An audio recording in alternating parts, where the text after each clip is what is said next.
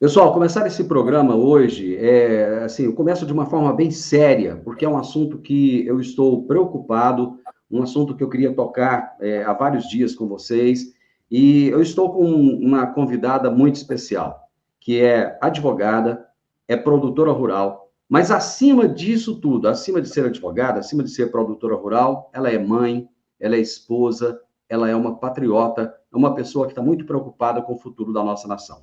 Eu vou conversar hoje com Stepanida Ivanov.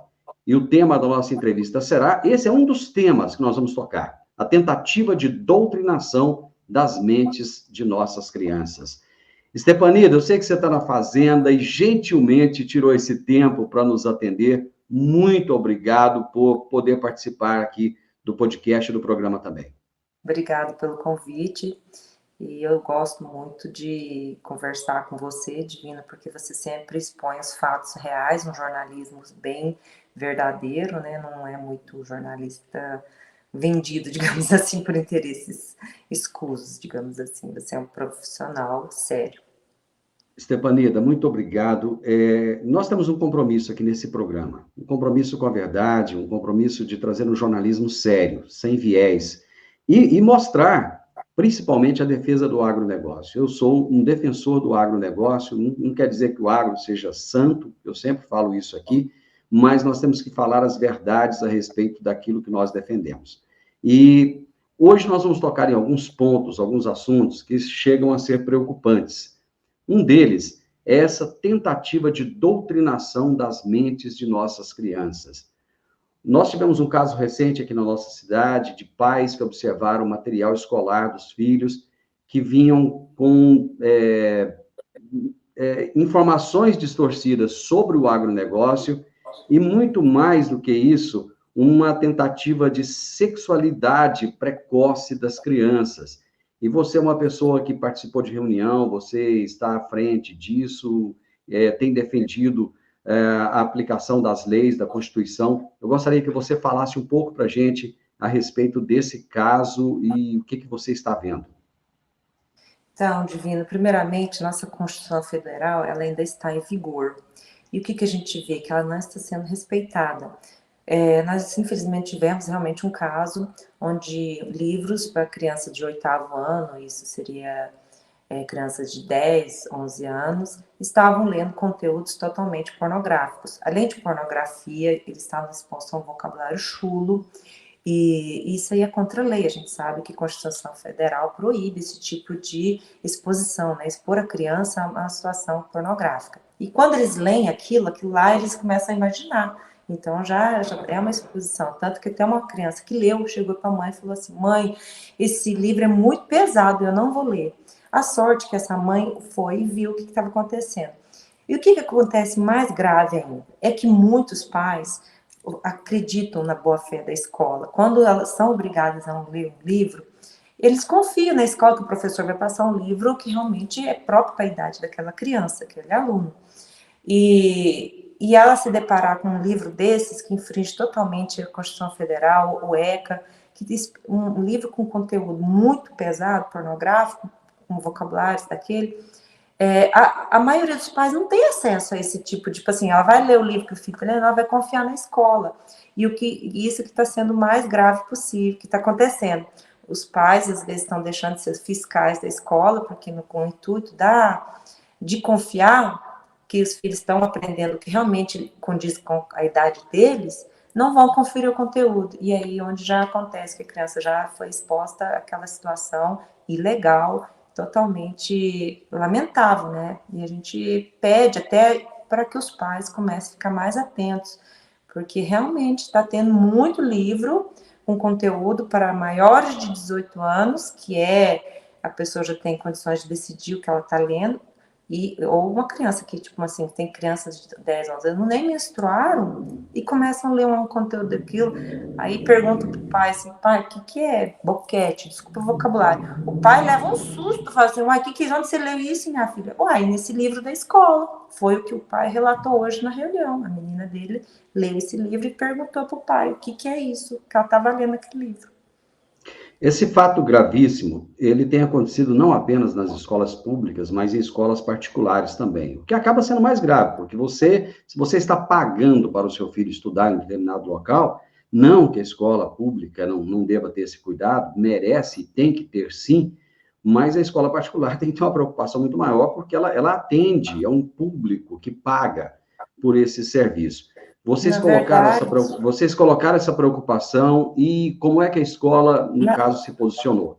na verdade, Divina, a gente está pagando duas vezes, porque as públicas elas vêm dos impostos contribuintes, né? Então não está sendo nada de graça. O pai está pagando pelos impostos, pela escola pública, e está pagando a escola particular. Então nós estamos pagando duas vezes. Então, o que, que a escola falou? Ah, a escola disse assim, não, nós já retiramos, já dispensamos o professor e recolhemos os livros. Mas a gente questionou o seguinte, falou, ah, mas agora que vocês resolveram fazer isso, depois que um dos pais levantou a questão e deu toda essa, viralizou na internet, vocês vão tomar providência?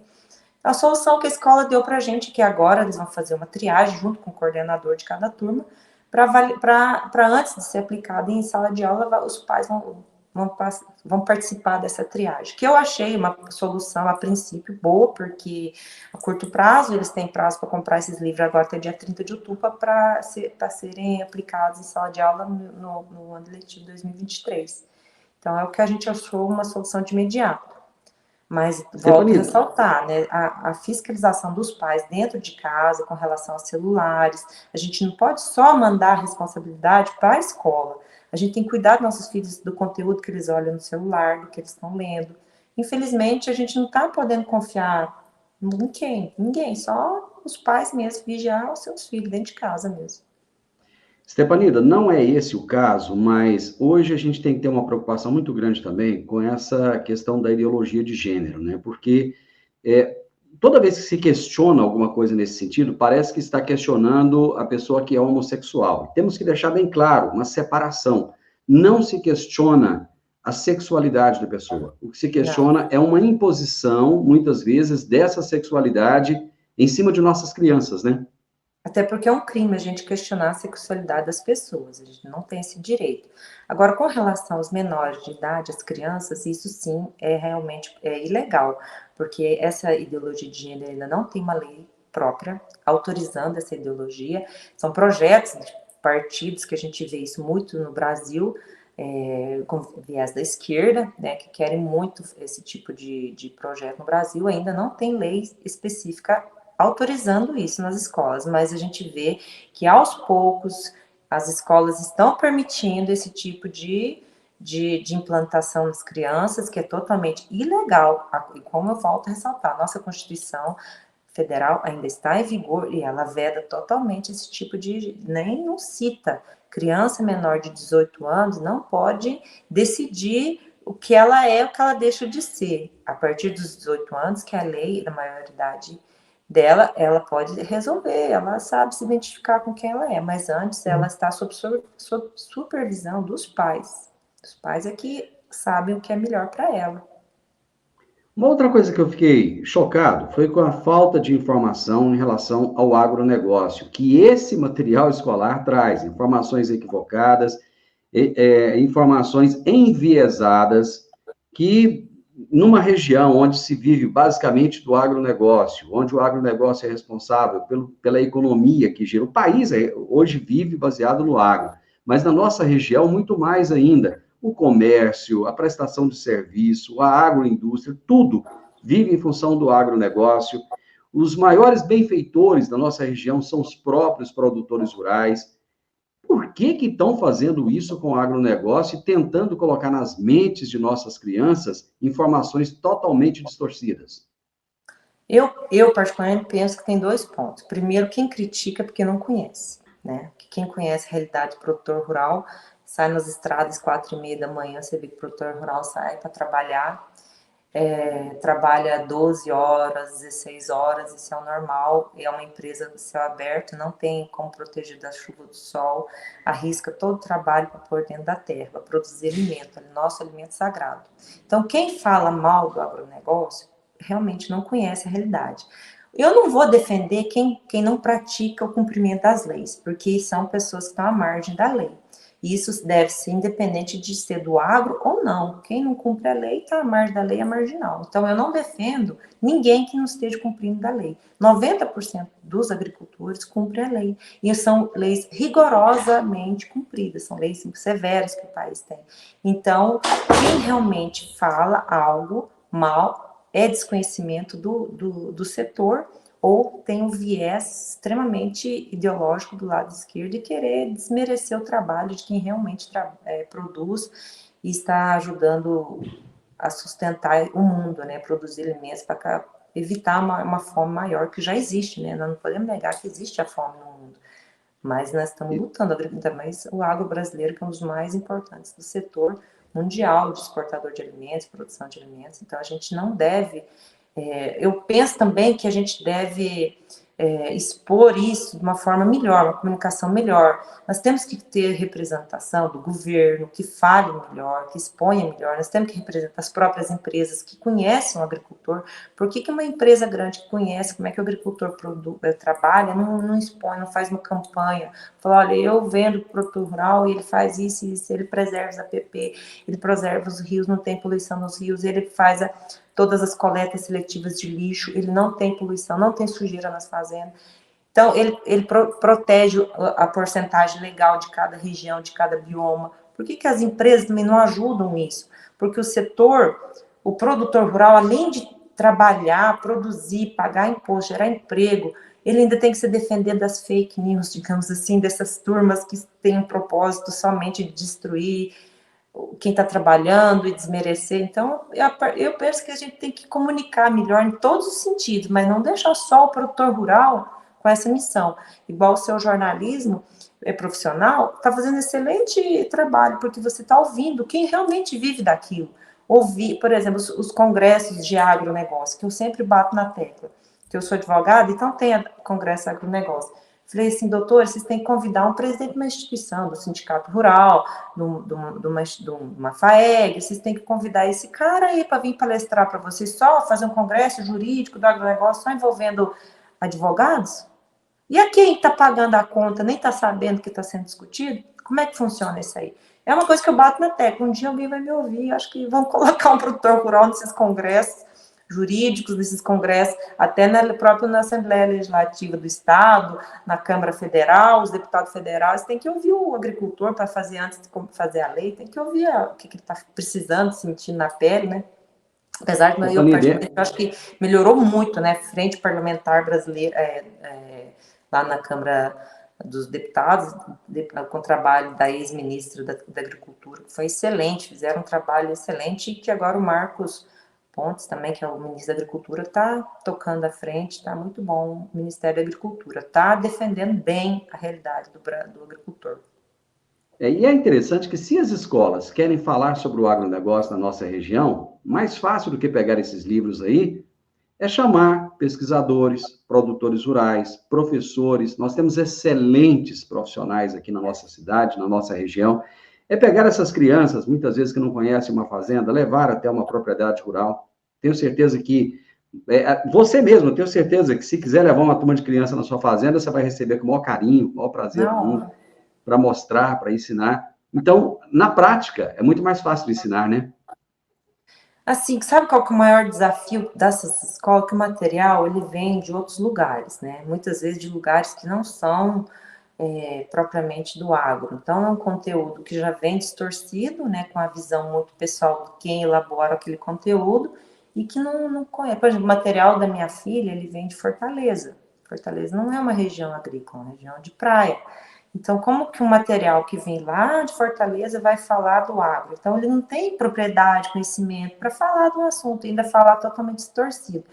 Isso, mais um motivo que eu peço para os pais ficarem atentos, não só a questão do agro, como essa questão da sexualização infantil, que é uma exposição à pornografia dessas crianças que a gente está vivenciando, mas de tudo. Hoje, infelizmente, nós não estamos tendo paz, segurança de achar que nossos filhos estão na escola e vão aprender realmente o que a escola quer feita.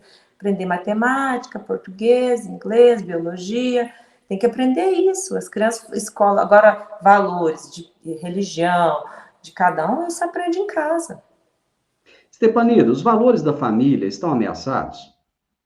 Sim, estão, infelizmente.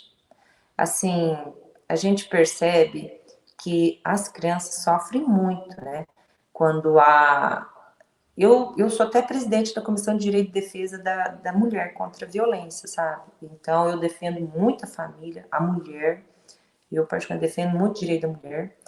Mas eu também entendo que tem uma cultura machista muito forte no país ainda, dificulta sabe, os casamentos darem certo, não é fácil, porque assim, quando não há respeito, um diálogo entre homem e mulher, muitos problemas, né, que são, a gente sente na sociedade.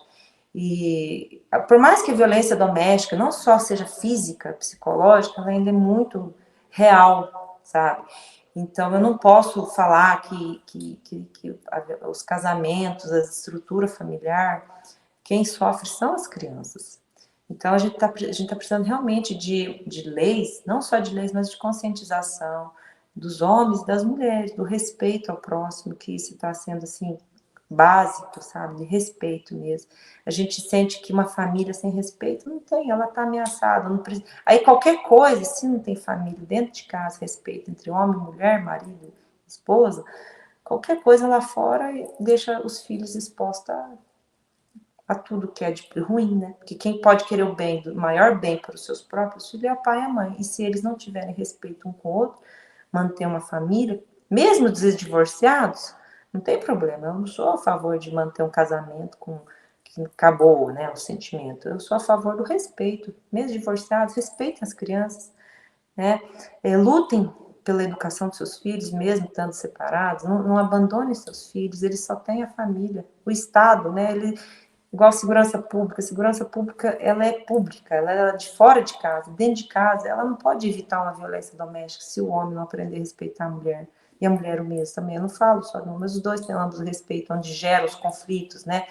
O Estado não consegue entrar dentro da sua casa, né? O Estado, ele protege você de fora. Depois que aconteceu, aí a polícia vem e tal, faz a obrigação dele, do judiciário, do Ministério Público, mas dentro de casa é o homem e a mulher que tem que resolver, é onde os piores problemas é dentro de casa, né? Você colocou um ponto aí muito interessante. O Estado, ele não consegue entrar dentro da casa da gente para resolver os problemas. Mas o tempo todo existe uma ideologia que quer fazer com que o Estado seja o tutor de cada um de nós, né? O Estado é que vai ditar o que o seu filho vai aprender na escola, o Estado é que vai ditar quando é que a sexualidade deve ser debatida entre as crianças, o Estado quer ditar se o jovem pode utilizar droga ou se não pode. Enfim, existe uma preocupação de uma certa parte da sociedade que quer impor ideais em cima de todo mundo, não é?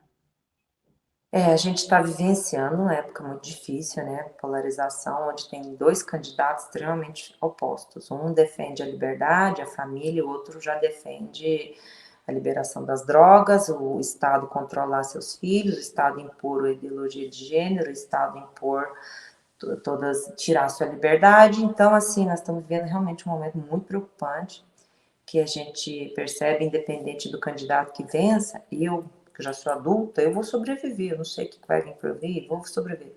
E meu filho tem 5 anos, minha menina que tem 14 anos, que se essas drogas forem liberadas, igual eu sempre defendo, a gente já tem o álcool, que já está estranho, tanto transtorno nas famílias, precisa liberar mais drogas para destruir mais famílias, e tem candidato que defende a liberação de drogas. A gente não precisa, a gente tem que lutar contra isso, porque só quem vive ou já teve um problema sério com o filho, perdeu o filho para as drogas, é que sabe o que é isso.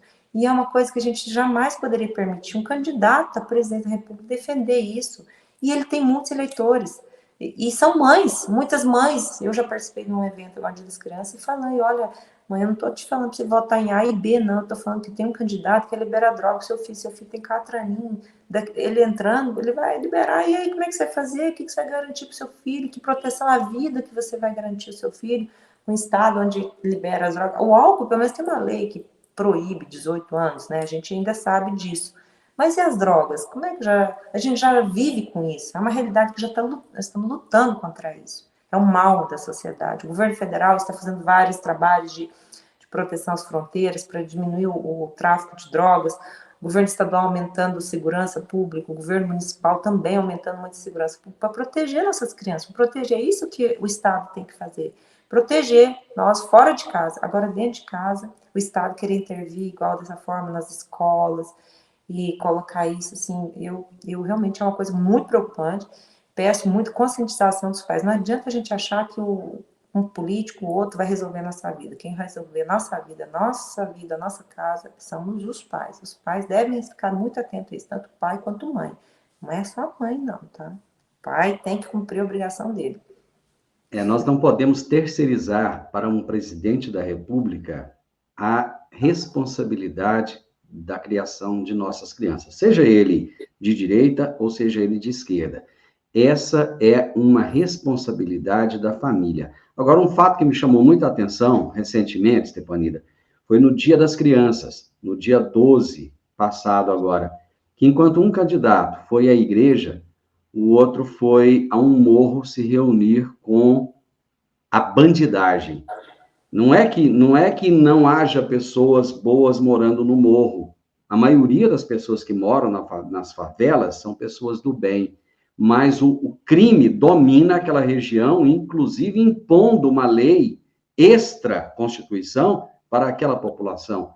E um candidato foi exatamente se reunir com esses criminosos, enquanto o outro foi na igreja, justamente no dia da padroeira do Brasil, no dia das crianças, né? Divino, eu como advogada, volto a ressaltar, foi uma decisão do Supremo Tribunal Federal, onde proíbe policiais entrarem lá. E um candidato conseguiu entrar lá sem segurança, então eu não posso mais falar nada sobre isso. Se a Suprema Corte do Brasil autorizou, não autoriza a polícia a entrar numa favela, quando a gente sabe que tem um tráfico de drogas, assim, um controle lá de traficantes, eu não posso questionar a decisão do Supremo Tribunal Federal, né? Que nem a polícia pode entrar lá e o candidato entrou lá, então vocês tirem as próprias conclusões. Eu não posso entrar nesse mérito, senão eu vou ficar... O assunto aqui vai render, e eu não posso falar, até porque como a gente conhece a lei, a gente tem que falar de acordo com a lei. É muito estranho, Stefanida, o que está acontecendo no mundo, e eu acho que nós, enquanto brasileiros, temos que preocupar com isso. Por exemplo, nós voltamos a essa onda de patriotismo, de cantar o hino nacional, né? Dizem que nós nos apropriamos das cores, né, do verde e amarelo. Não, nós simplesmente pegamos uma bandeira que estava jogada no lixo, que estava pisada, que estava sucateada, né? E pegamos essa bandeira e abraçamos essa bandeira. Voltamos a sentir um arrepio quando toca o nosso hino nacional, voltamos a amar a nossa pátria, a ter orgulho de sermos brasileiros, coisa que a gente já tinha perdido há muitos anos. O brasileiro só se orgulhava quando a seleção brasileira ganhava um jogo. Fora isso, não tinha orgulho do seu país. Eu volto a ressaltar a Constituição Federal, que são símbolos nacionais, a nossa bandeira nacional. Então, ninguém se apropriou, toda a vida ela foi nossa. Alguns partidos, por questões ideológicas, que estão querendo acabar com ela. Mas ela está na nossa Constituição, é a nossa bandeira, independente de partido que for, ela é a bandeira. Acolhe ela quem a ama. Quem não a ama faz o que quer. Mas não pode queimar, desmerecer e fazer o que está fazendo, porque isso é crime. E em falando em Constituição, a liberdade de culto, a liberdade de você adorar o seu Deus, ir a um culto, a uma missa, enfim, essa também é outra liberdade que nós temos que lutar por ela, né, Stefanida? A fé cristã está sendo perseguida, né, por políticas esquerdistas em vários lugares do mundo, a gente sabe disso, e isso não é de hoje. Eu tive a oportunidade de viajar para a Europa e sei que isso é histórico, a perseguição aos cristãos. Mas nós vamos vencer, porque sempre existiu isso e a gente sempre lutou e está vencendo. Como continuemos defendendo a nossa Constituição Federal, vamos lutar por ela, porque ela sim garante nossos direitos ao culto, à liberdade religiosa. Estamos garantidos enquanto estiver em vigor a nossa Constituição Federal, nós temos a livre-arbítrio de escolher qual religião seguir e podemos nos reunir para fazer as nossas orações, rezar. Todas as religiões são permitidas no nosso país, porque a nossa Constituição Federal de 88 está em vigor ainda. Stefanida, eu sabia que esse bate-papo com você seria maravilhoso e eu gostaria que você deixasse, em 30 segundos, uma mensagem, especialmente para as mães que estão nos ouvindo. Ai, mães, quando eu falo de mães, eu já tenho vontade de chorar. Ai, tantas preocupações que nós temos, mas nós não podemos desistir dos nossos filhos. Às vezes eu ouço mãe falando assim, às vezes a gente vê realidades muito tristes, muito difíceis de mães. Ai, eu não aguento mais meu filho, não sei como eu faço. Um filho que está realmente perdido nas drogas. Então, mães, não vamos permitir que nossos filhos estejam liberados para as drogas, porque mesmo sem a liberação das drogas, nós vemos muitas mães sofrendo. Desculpa me emocionar, mas é porque eu conheço a realidade de algumas mães e sei que elas sofrem muito por isso. E eu não gostaria de ver isso, que seja uma coisa normalizada na nossa sociedade. Muito Que obrigada. Deus te abençoe, que Deus abençoe a sua família, que Deus abençoe o seu trabalho, a sua luta, e que a gente possa lutar por um país cada dia melhor. Grande abraço para você, Stepanida. Muito Amém. obrigado. Muito obrigada e bom trabalho. Gente, eu tive o privilégio de conversar hoje com Stepanida Ivanov, que é advogada, produtora rural, mãe, esposa, patriota, uma mulher que ama a sua família e que ama seu país. E que fez aí, no final, esse pedido emocionado a tantas mães, para que não deixe com que os seus filhos fiquem à mercê de pessoas que não têm um compromisso com o crescimento da nossa família, com o crescimento da nossa nação. Eu termino aqui esse programa, esse podcast, esse vídeo. Se você gostou, deixe um like, compartilhe, fale para as outras pessoas, mande essa mensagem para outras pessoas e se inscreva nesse canal. Até o nosso próximo vídeo. Um grande abraço. Tchau, tchau.